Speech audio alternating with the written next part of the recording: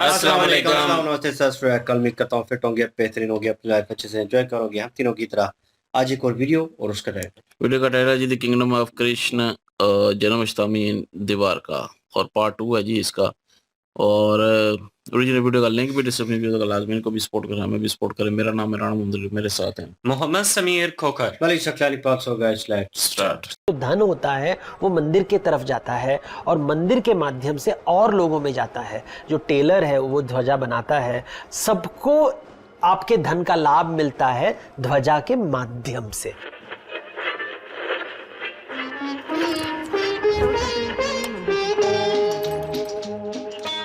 द्वारकाधीश की ध्वजा बनाने का काम 1962 से एक परिवार करता आ रहा है। मेरा नाम भरत भाई है। हम सालों से यहाँ रहते हैं। ध्वजा सीने का काम हम 62 से करते थे। तब से लेकर 30 साल तक मुफ्त बनाया हमने ध्वजा, कोई भी चार्ज नहीं लेकर। मेरा पिताजी ने सोचा कि ये लोग बाहर से आते हैं, थोड़ी सेवा मैं भी कर सकता हूँ, इसलिए उसने पैसा नहीं लेता था। पूरे दिन में 5 ध्वजा बनाते तो और काम तो होता नहीं, कोई मुफ्त में बनाते तो, इसलिए हमने पैसा लेना शुरू कर दिया।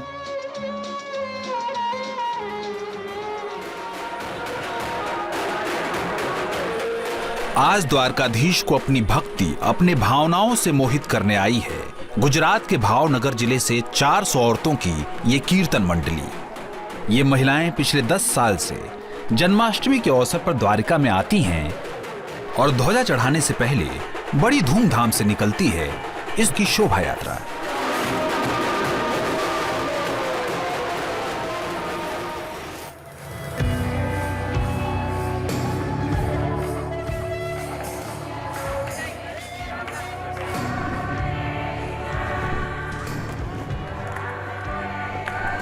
एक एक सेकंड अब पूरा गिनते हैं इन लोग, ये क्या कब हमारा ध्वजा चढ़ेगा। एक वर्ष की तैयारी फाइती हो, 1 ईयर से उन लोग तैयारी कर रहे हैं। जिस पल के लिए पूरे साल इन्होंने संजोई है अपनी आस्था, वो लम्हा अब आने को है। इस ध्वजा को मंदिर के शीर्ष पर लहराने का काम पिछले 7 पीढ़ियों से एक अबोटी ब्राह्मण परिवार कर रहा है। हम लोग रोजाना 5 झंडा चढ़ता है, पारी पारी सब लोग भाई लोग जाते हैं। 15 साल का था ना मैं छोटा, तब हमारे दादाजी के साथ जा रहा था, तभी से मैं जा रहा हूँ। मिनिमम 25-30 साल के ऊपर हो गया।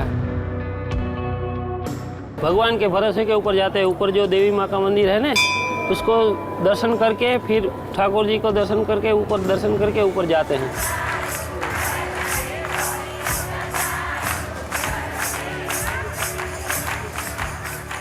द्वारकाधीश हमारे इष्ट देव हैं, हमारी जान है।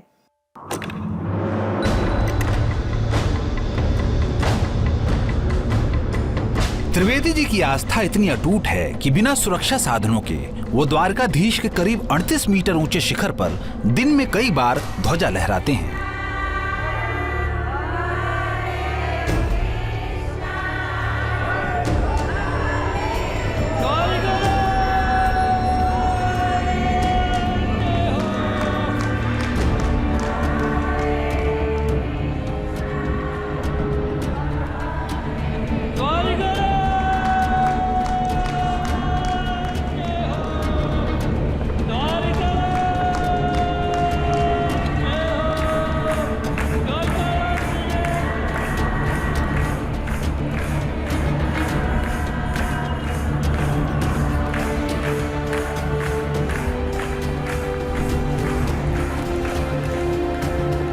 ध्वजा जी फरकता है ना, तब मन प्रफुल्लित हो जाता है। आप लोगों का झंडा हमने फरका दिया है, ऐसे मन में आनंद हो जाता है।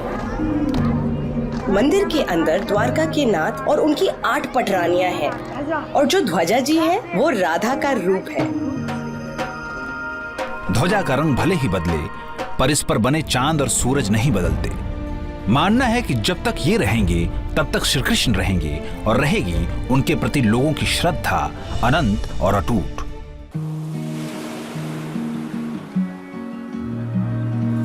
द्वारका में कोई भक्ति में डूबा प्रेम लिए आता है, तो कोई अपने घर की ख्वाहिश। यहाँ अरब सागर के किनारे जिसे जैसा घर चाहिए वो वैसा घर बनाता है, पत्थर पर पत्थर सजाकर। हर पत्थर एक मंजिल का प्रतीक है, जिसे जितने फ्लोर चाहिए वो उतने पत्थर लगाता है।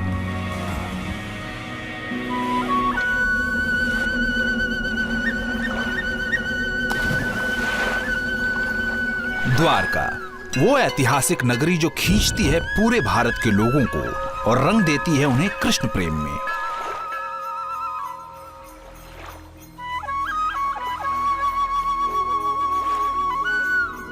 राजाओं ने भारत का निर्माण नहीं किया है, ब्राह्मणों ने भारत का निर्माण नहीं किया है, यात्रियों ने, भक्तों ने भारत का निर्माण किया है। तो तीर्थों को जोड़ जोड़ के भारत बनाया गया है और धामों को जोड़ के भारत बनाया गया है, और यही विश्वास हमें जोड़ता है। 1000 साल पहले भी विश्वास ने भारत को जोड़ा था, आज भी विश्वास से ही बात बनती है। इसी विश्वास का दामन पकड़कर दिल्ली के संजय और नीना सिंह निकल पड़े हैं 4 धाम की यात्रा पर, और द्वारका आने के लिए इन्होंने चुना है जन्माष्टमी यानी कृष्ण के जन्मोत्सव का समय। पहले हम द्वारका आए क्योंकि यही मोक्ष का द्वार कहा जाता है, और जन्माष्टमी से अच्छा अवसर और कोई लगा नहीं हमें। द्वारका धाम घुसते ही हमें ऐसा लगा जैसे हम द्वारका ही नहीं गोलोक धाम में पहुंच गए हैं। द्वारका 4 धामों में से एक है। इन धामों की स्थापना का एक विशेष उद्देश्य था मध्यकालीन भारत यानी मिडिवल इंडिया के शुरुआती दौर में बट रहे हिंदू धर्म को जोड़ना। 8वीं सदी के महान विद्वान आदि शंकराचार्य ने भारत की इन्हीं 4 दिशाओं में मठों की स्थापना की।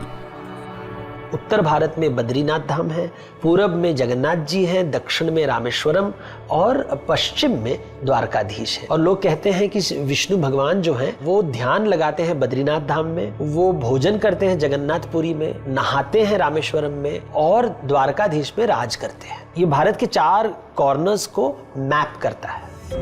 ये मठ आज भी हिंदू धर्म और वैदिक शिक्षा परंपराओं के केंद्र हैं।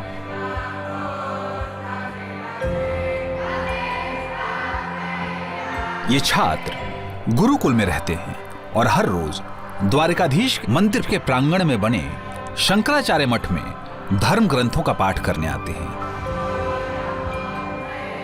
यहाँ पे मैं वेद पढ़ता हूँ और साहित्य पढ़ता हूँ। गणित में वैदिक गणित है, ये वेदों में जो है वो सिद्ध किया हुआ है, और वो जो नॉर्मल मैथ्स होता है उससे थोड़ा हटके और थोड़ा आसान बनाता है।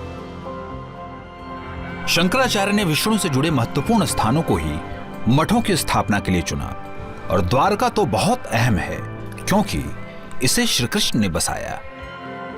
यहां वो सिर्फ अपनी प्रजा ही नहीं, अपने परिवार के साथ भी आए थे। द्वारकाधीश मंदिर से 2 किलोमीटर दूर है उनकी प्रमुख पत्नी महारानी रुक्मिणी देवी का मंदिर। लोग मानते हैं कि यह मंदिर मूलतः 2500 साल पहले बना था, लेकिन उसके बाद इसका कई बार पुनर्निर्माण हुआ। भक्तों के लिए कृष्ण के बाद रुक्मिणी का दर्शन जैसे किसी तीर्थ चक्र को पूरा करता है। लेकिन रुक्मिणी और कृष्ण के मंदिर अलग अलग क्यों हैं, इसके पीछे भी कहानियां हैं। लोकल परंपरा में कहते हैं कि नहीं, सास और बहू का जमता नहीं था, देवकी और रुक्मिणी के बीच में शायद तनाव था। कुछ लोग कहते हैं कि रुक्मिणी जी को दुर्वासा से एक श्राप मिला था, उनकी जो मूर्ति कभी श्री कृष्ण के साथ नहीं रहेगी। आप कह सकते हैं एक काइंड ऑफ फीमेल ऑटोनॉमी रखा जाता है कि मेरा घर अलग रहेगा, हम साथ साथ हैं लेकिन मेरा एक सेपरेशन भी होगा। श्री कृष्ण की रुक्मिणी के अलावा 7 और पटरानियां थीं, इसलिए उन्हें अष्टभार्या यानी 8 पत्नियों वाला भी कहते हैं। इन 8 पटरानियों के अलावा उनकी 16,100 पत्नियां और थीं, और वे सभी द्वारकाधीश मंदिर से करीब 33 किलोमीटर दूर बेट द्वारका में रहती थीं।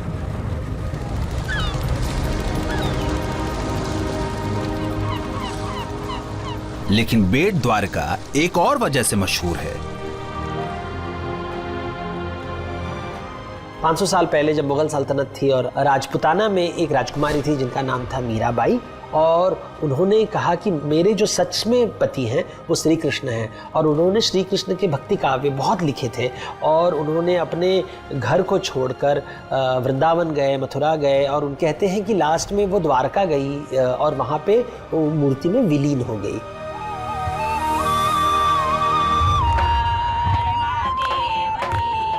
द्वारकाधीश मंदिर में शाम ढल गई है। भजन कीर्तन और जय जयकारों के साथ शयन आरती होती है। यह दिन की आखिरी आरती है।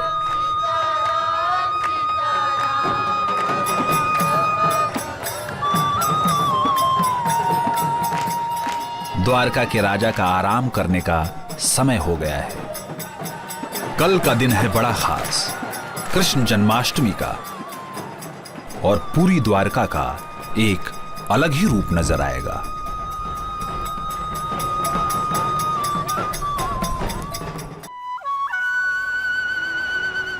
आज है सुबह कृष्ण के जन्मोत्सव यानी जन्माष्टमी की, और द्वारका सज रही है। आज रात 12 बजे बाल गोपाल का जन्म मनाया जाएगा। हिंदू कैलेंडर के भादो महीने के कृष्ण पक्ष की अष्टमी को कृष्ण का जन्मदिन मनाया जाता है, इसलिए इसे जन्माष्टमी कहते हैं।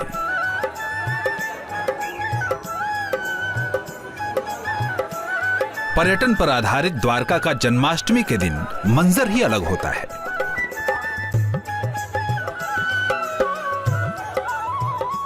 देश विदेश से करीब 1.5 लाख लोग इकट्ठे होते हैं यहां। द्वारका का सबसे बड़ा उत्सव है जन्माष्टमी, इसलिए पुलिस और प्रशासन 1 महीने पहले से ही इसकी तैयारी शुरू कर देते हैं। और इस बार यह जिम्मेदारी है एएसपी प्रशांत सुंबे की। सुरक्षा की दृष्टि से द्वारकाधीश मंदिर बहुत संवेदनशील है। यह अंतर्राष्ट्रीय समुद्री सीमा के करीब है और यहाँ भारत की वाइटल इंस्टॉलेशंस भी हैं। इसलिए द्वारकाधीश मंदिर की सुरक्षा में पूरी सतर्कता बरती जाती है। और आज जैसे जन्माष्टमी है तो लगभग 2 दिन में 1 लाख भाविक यहाँ पे आएंगे, तो एक हमारे लिए चैलेंज होता है बहुत बड़ा। स्थानीय पुलिस ने आज यहाँ 550 पुलिसकर्मी और 60 ऑफिसर्स को तैनात किया है। मैं मानता हूँ कि आज जन्माष्टमी दिन के हम यहाँ पे हैं, लोगों का दर्शन करवा रहे हैं। उनका दर्शन अच्छे से हो जाए, इससे बड़ी बात तो हमारे लिए कोई होती नहीं है।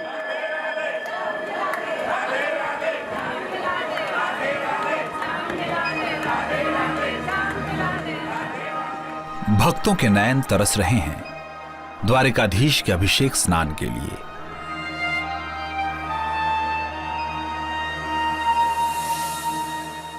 जो वर्ष में सिर्फ 2 ही बार दिखता है, जन्माष्टमी और ज्येष्ठ पूर्णिमा पर। द्वारकाधीश का अभिषेक स्नान पंचामृत यानी 5 अमृत जैसे द्रव्यों से होता है, और ये 5 हैं दही, घी, दूध, मधु और चीनी।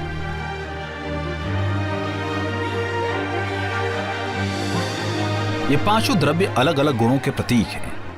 पंचामृत के अलावा श्री कृष्ण को केसर और भारत के अलग अलग तीर्थ स्थलों से लाया गया जल भी चढ़ाया जाता है। जन्माष्टमी के अवसर पर इनका श्रृंगार और भी अद्भुत होता है। उनकी पोशाक द्वारका से 400 किलोमीटर दूर खास सूरत से बनकर आती है। कृष्ण जन्म की कहानी प्रतीक है जिंदगी के मुश्किलों के अंत और आनंद के शुरुआत की। कृष्ण का जन्म एक तूफानी रात को मथुरा के एक कारागार में हुआ। कहते हैं उनके मामा कंस को एक भविष्यवाणी से पता चला कि देवकी का 8वां पुत्र उसकी मृत्यु का कारण होगा। ये जानकर उसने देवकी और उनके पति वसुदेव को कारागार में डाल दिया। जब कृष्ण का जन्म हुआ तो एक अद्भुत घटना हुई। उनकी हथकड़ियां खुल गई, सारे पहरेदार सो गए और कारागार के दरवाजे अपने आप खुल गए। वसुदेव ने फटाफट कृष्ण को उठाया और अपने भाई नंद के यहां गोकुल की ओर चल पड़े। अंधेरी रात और मूसलाधार बारिश, पर वसुदेव के कदम नहीं डगमगाए।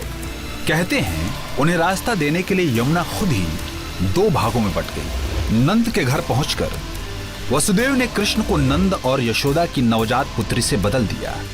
गोकुल में कृष्ण नंद और यशोदा के पुत्र के रूप में पले बढ़े और बन गए गोकुल के नटखट प्यारे दुलारे माखन चोर।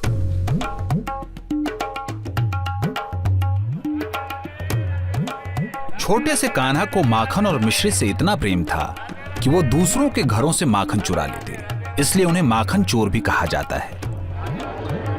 ये राधा रानी का लगाया हुआ प्रसाद है, मक्खन मिश्री का प्रसाद, बटर का प्रसाद है। 2 टाइम लगता है जन्माष्टमी के दिन खास, एक सुबह लगता है 6 बजे और जन्माष्टमी के दिन शाम को भी 6 बजे लगता है। बोल श्री द्वारकाधीश भगवान की जय। जय द्वारकाधीश। जन्माष्टमी का भोग बड़ा ही खास होता है। झील और अन्य औरतें बड़े ही प्रेम से बनाने में लगी हैं आज का भोग। अभी मंदिर में हमारी सेवा चल रही है, हमारी फैमिली की सारी लेडीज सब मिलके भगवान की भोग सामग्री बनाते हैं और ये प्रसाद जो बनता है वो हम वैष्णवों को प्रसाद के रूप में देते हैं। अभी ये पूरी बन रही है। हाँ, और भजन भी करते हो, पाठ भी करते हैं, हर रोज करते हैं, भगवान का नाम लेते लेते भगवान की सामग्री बनाते हैं।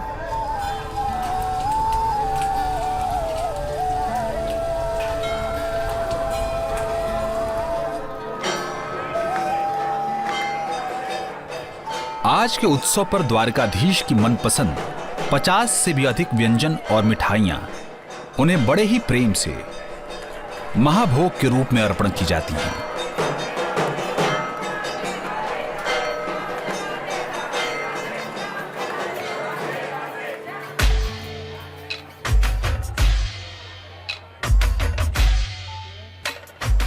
मंदिर से कुछ दूर हितेन और उसकी टीम जुटे हैं डांस प्रैक्टिस में, आज रात को होने वाले जन्माष्टमी के विशेष प्रोग्राम के लिए। अभी की जो जनरेशन है वो ऐसे सोचते हैं कि पूजा करने से भगवान मिलते, ऐसा जरूरी नहीं, भगवान तो ऐसे भी मिल सकते हैं हमें, जरूरी नहीं कि माला लेके हम चले।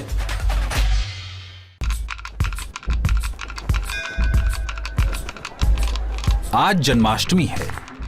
कुछ ही घंटे बाद द्वारका में धूमधाम से मनाया जाएगा श्री कृष्ण का जन्मदिन।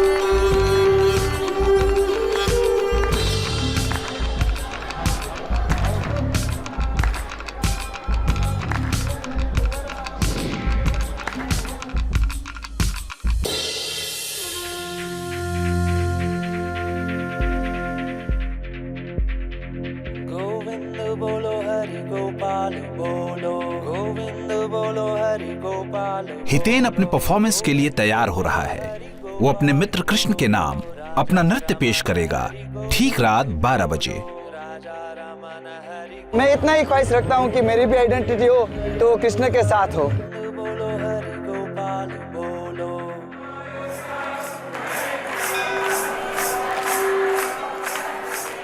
श्री कृष्ण का जन्म उत्सव सदियों से मनाया जा रहा है और वक्त के साथ ये उत्सव बड़ा ही हुआ है। आज लगभग 50,000 लोगों की इस शोभा यात्रा ने द्वारका में एक नया जोश जगाया है। ये यात्रा अगले 5 घंटे में द्वारकाधीश मंदिर पहुंचेगी और फोड़ी जाएगी कृष्ण की मशहूर माखन हांडी।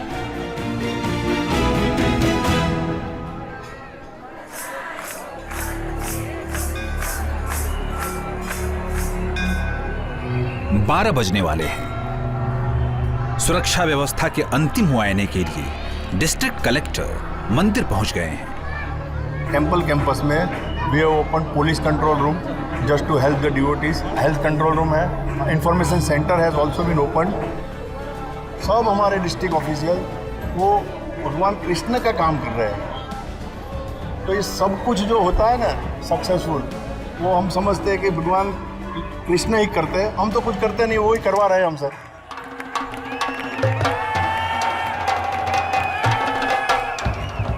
नटखट गोपाल की माखन हांडी फोड़ने की लीला के बिना जन्माष्टमी का उत्सव कहां पूरा होता है। इसलिए द्वारकाधीश मंदिर से कुछ किलोमीटर दूर दोहराई जा रही है ये प्रथा।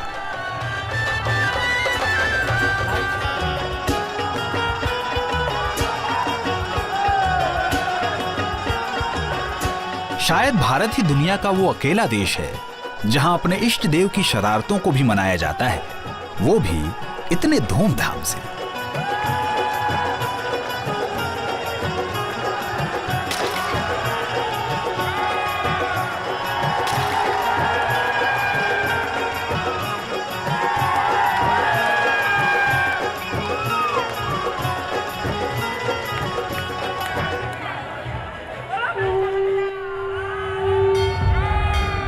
12 बजने में। श्री कृष्ण के जन्म में अब कुछ ही क्षण बाकी हैं। भक्तों की नजरें कर रही हैं इंतजार, कब खुलेंगे द्वार, कब होंगे दर्शन बाल गोपाल के।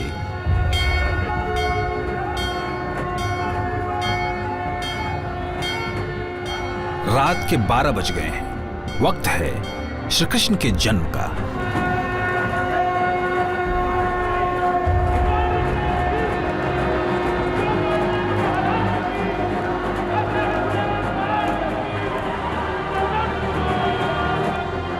इस समय लोग जब सेलिब्रेशन करते हैं, भगवान को बच्चे के रूप में देखते हैं और अपने आप में वात्सल्य रूप को जगाते हैं ताकि हम भगवान से जुड़ जाएं।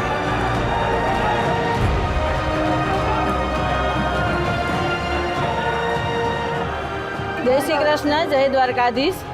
सभी लोगों को श्री कृष्ण जन्म महोत्सव की हमारी तरफ से बहुत बहुत बधाई।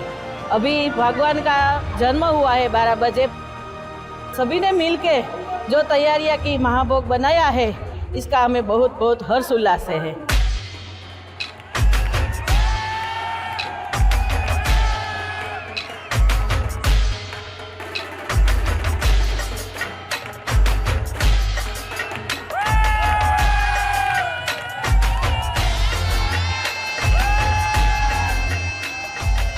हितेन है मंच पर और उसके साथ झूम रही है पूरी द्वारका।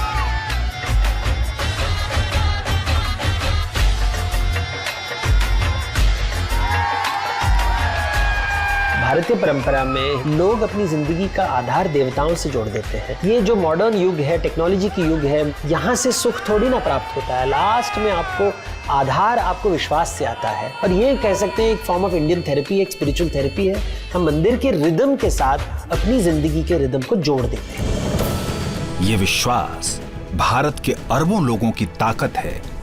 मुश्किल समय में उनका सहारा है, क्योंकि अपने करोड़ों भक्तों के लिए श्री कृष्ण जन्म लेते रहेंगे, अधर्म के नाश के लिए हर साल अनंत काल तक।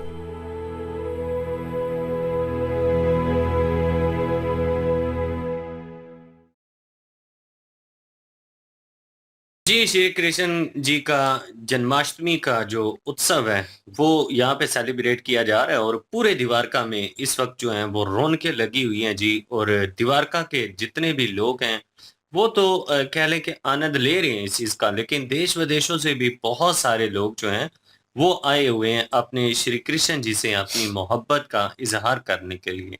और यहाँ पे एक टीम भी दिखाई गई है जिन्होंने बहुत दिनों से रक्स करने की तैयारी की थी और जन्माष्टमी का दिन जो है उसी दिन को उन्होंने वो सारी चीजें जो है ना वो सारा सेलिब्रेट करना था और वो रक्स करना था, क्योंकि 12 बजे का टाइम बताती हैं कि श्री कृष्ण जी जो हैं वो जब उन्होंने अवतार लिया और अपनी लीला के माध्यम से जब वो दुनिया में आए तो उनका कहा जाता है कि 12 बजे का टाइम वो था, क्योंकि वो सारी लीला तो हम जानते हैं कि किस तरह से श्री कृष्ण जी जो हैं उन्होंने अवतार लिया और कंस जो उनका मामा था उसका उन्होंने वध किया और किस तरह से वो गोकुल में गए। गोकुल में उनके जो पिताश्री हैं वासुदेव वो ही उनको लेकर गए थे और नदी जो थी हम देख रहे थे उसका भी रहस्य बाद में जानने के लिए मिला, क्योंकि वासुदेव जू चल रहे थे ना तो नदी का पानी ऊपर आ रहा था। हालांकि हम कह रहे थे कि ऊपर श्री कृष्ण जी हैं और नदी को तो चाहिए कि जो है वो नीचे आए।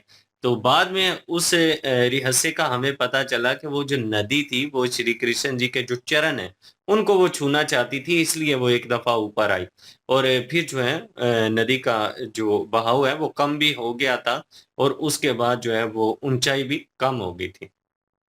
फिर जो है वासुदेव जी वो अपने जो भाई उनके बताए जाते हैं नंद महाराज जो हैं उनके पास छोड़ के आए और उनके यहाँ जो पुत्री हुई थी उनको वो लेकर आए और वहां पे श्री कृष्ण जी को छोड़कर आए।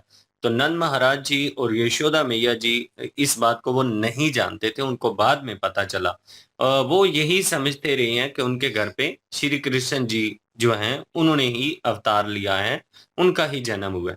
फिर उसके बाद वो जिस तरह से गोकुल में उनका जो है वो पालन हुआ और जिस तरह से गोकुल में उनका बचपन गुजरा वो तो सारी जितनी भी उनकी लीलाएं वहां पे गुजरी हैं गोकुल में बड़ी खूबसूरत थी। और कहते हैं कि गांव की जो महिलाएं थी वो इंतजार करती होती थी। वो कहते तो हैं कि वो शिकायतें लेके जाती थी, लेकिन उनको श्री कृष्ण जी इतने प्यारे लगते थे कि वो चाहती थी कि वो आए और वो आके माखन जो है वो चुराएं। इंतजार भी होता था उनको, और उनकी मटकियां फोड़ने वाली जो शरारती हैं वो श्री कृष्ण जी की यहाँ पे देखने के लिए मिलती हैं। तो आज भी उन सब चीजों को सेलिब्रेट किया जाता है, और श्री कृष्ण जी की वो जो छोटी छोटी शरारतें हैं, नटखट भी उनको कहा जाता है। बचपन ये जाहिर सी बात है, उनके बालपन का रूप यहाँ पे दर्शाया जाता है, और उनके बालपन के रूप को ही यहाँ पर जो है वो पूजा जाता है। तो उस माध्यम से उनके बालपन की जितनी भी वो नटखटी हरकतें थी, वो भी यहाँ पे भक्त जो हैं वो दर्शा के अपनी श्री कृष्ण जी से अपनी आस्था का, अपनी मोहब्बत का इजहार करती हैं। किस तरह से वो माखन जो है की जो मटकियां हैं वो तोड़ना, और उसके बाद 2 दिन तक कहते हैं कि यहाँ पे द्वारका में जो प्रसाद दिया जाता है वो माखन का दिया जाता है, और इसी माध्यम से दिया जाता है क्योंकि वो श्री कृष्ण जी को पसंद बहुत ज्यादा था माखन, इसलिए सब लोगों में जो है वो प्रसाद मक्खन का दिया जाता है। और उसके बाद श्री कृष्ण जी जो हैं जी, उनका कह लीजिए कि उनका जो है वो 5 बताए जाते हैं कि जो उनके 5 पसंदीदा चीजें हैं, इस इनसे उनका जो है वो स्नान करवाया जाता है श्री कृष्ण जी का। उसमें माखन बताया जाता है, दही बताया जाता है, उसके बाद शहद बताई जाती है, उसके बाद और भी जो है वो केसर, और उसके बाद चीनी भी बताई जाती है कि ये 5 ऐसी चीजें हैं जिनसे श्री कृष्ण जी का जो है वो स्नान करवाया जाता है। उसके बाद श्री कृष्ण जी का जो है नहीं, अभिषेक तो और होता है ना, ये स्नान है। स्नान करवाने के बाद जो है वो श्री कृष्ण जी को जो है वो वस्त्र जो उनके बकायदा 200 मीटर कहते हैं दूरी के मुकाम पर कुछ परिवार हैं, उनके यहाँ ये जिम्मेदारी ली गई है, और वो जो है वहां से वो श्री कृष्ण जी के वस्त्र जो है वो बनवा के लेकर आते हैं। 400 किलोमीटर दूर सूरत से जो है वो स्पेशल किस्म के उनके वस्त्र जो है वो बनाए जाते हैं, और यहाँ पे श्री कृष्ण जी का श्रृंगार किया जाता है। श्री कृष्ण जी के जो खूबसूरत से वस्त्र हैं वो भी उनको पहनाए जाते हैं, और लोग जो हैं वो शिद्दत से इंतजार कर रहे होते हैं उनके दर्शन के लिए। और जब श्री कृष्ण जी का श्रृंगार जो है वो पूरा हो जाता है तो फिर लोगों को दर्शन करवाया जाता है, और श्री कृष्ण जी को बालपन के रूप में लोग जो हैं वो तसव्वुर करके उनकी पूजा करते हैं, और अपनी मनोकामनाओं का और अपनी मोहब्बतों का यहाँ पर इजहार करते हैं। बिल्कुल जी, और काफ़ी सारी जानकारी जो है हमें मिली है द्वारका के मुतल्लक, और वहाँ पे रोज़ मेरे ख्याल में वो 5 ध्वज जो हैं वो लहराए जाते हैं, झंडे जो हैं। तो वो मतलब एक ही दर्जी है जो कि बनाता है, और 62 साल से वो कह रहे हैं कि या 1962 से जो है वो यही काम कर रहे हैं। और वो पहले 30 साल उन्होंने कोई जो है वो पैसे नहीं लिए, और उसके बाद उन्होंने जो है वो लेने शुरू कर दिए, क्योंकि ज़ाहिर है पैसे की ज़रूरत हर किसी को होती है, और अगर उसका मुआवजा ले भी लेते हैं तो कोई ऐसी बड़ी बात नहीं है। लेकिन ये है कि उन्होंने बताया कि हमारा ही ख़ानदान जो है वो 1962 से जो है वो ध्वज तैयार कर रहा है, और फिर जो है वो 5 दफ़ा ध्वज जो है वो चढ़ाया जाता है। और एक जो बीच में व्यक्ति बताया गया कि वो बगैर किसी प्रोटेक्शन के ऊपर चढ़ जाता है, क्योंकि उनकी जो है वो एक आस्था है, उनका एक जो है वो यकीन है, भरोसा है, जिसकी बिना पे ये सारा काम हो रहा है। और उसके अलावा वो जो अपना अरेबियन सी में जो साहिल है, वहाँ पे जो पत्थर पड़े हुए थे जहाँ पे वो प्रैक्टिस कर रहे थे, तो पत्थर ना जुड़े हुए थे। तो मैं सोच यही रहा था पिछले पार्ट में भी, और पूछना भूल गया था कि ये पत्थर इस तरह क्यों पड़े हुए हैं वहाँ पे। तो अभी इसमें रिवील हुआ कि वहाँ पे लोग जो हैं वो पत्थर को जोड़ते हैं, जितनी उनको जो है वो बिल्डिंग चाहिए, अपना रहाइश के लिए जो है जितनी मंजिल वाला घर चाहिए, वो उतने पत्थर जो है वहाँ पे रख के जाते हैं। तो वो उनकी फिर मनोकामनाएं जो हैं वो पूरी होती हैं, और ये भी एक उनका मानना है। तो अभी वो चीज़ समझ आ गई कि वहाँ पे जो है साहिल पे ये पत्थर क्यों जुड़े हुए हैं, और इनका पीछे रहस्य क्या है। क्योंकि जो पहली दफ़ा देखेगा उसको तो समझ नहीं आएगी ना कि इस तरह जोड़े हुए हैं, तो क्यों जोड़े हुए हैं, इसके पीछे क्या राज है। तो अभी वो भी पता चल चुका है। और हितेन जो है वो भी प्रैक्टिस वहाँ पे कर रहे थे, क्योंकि नृत्य उन्होंने करना था जन्माष्टमी के दिन जो है वहाँ पे, और उन्होंने फिर जो है वो परफॉर्म भी किया वहाँ पे। और जब वो रात के 12 बजे के बाद जब जन्माष्टमी जो है वो शुरू हुई जब अपना क्या नाम है कृष्ण जी जो है वो आए थे, तो उस वक़्त को मनाया जाता है और एक बाल के रूप में जो है वो उस वक़्त समझा जाता है और उनका श्रृंगार किया जाता है और लोग जो हैं फिर दर्शन करते हैं उनके और फिर जो है मटकी तोड़ी जाती है और मक्खन जो है वो बाँटा जाता है सामने आशीर्वाद के तौर पे जन्माष्टमी के दिन।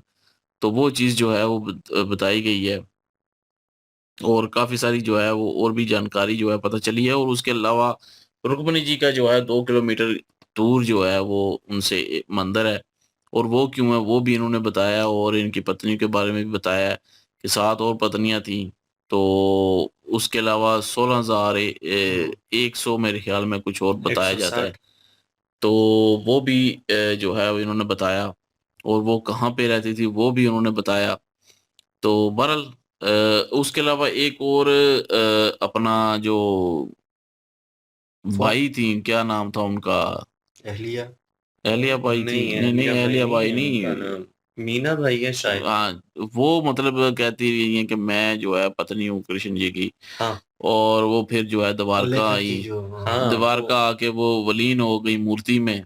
हाँ, और ये होता है, ये आजकल भी होता है। बहुत सारी ऐसी महिलाएं हैं जो कहते हैं कि भक्ति के रूप से आजकल भी, आज के दौर में भी श्री कृष्ण जी से वो अपनी जो है कह लें कि भक्ति के रूप में उनसे विवाह जो है वो करती हैं। तो उन्हीं को वो अपना पति जो है वो मानती हैं। तो ये हमने कई दफा जो है वो पहले भी सुना हुआ है कि ये चीजें जो है वो भारत में आज भी होता है इस तरह से।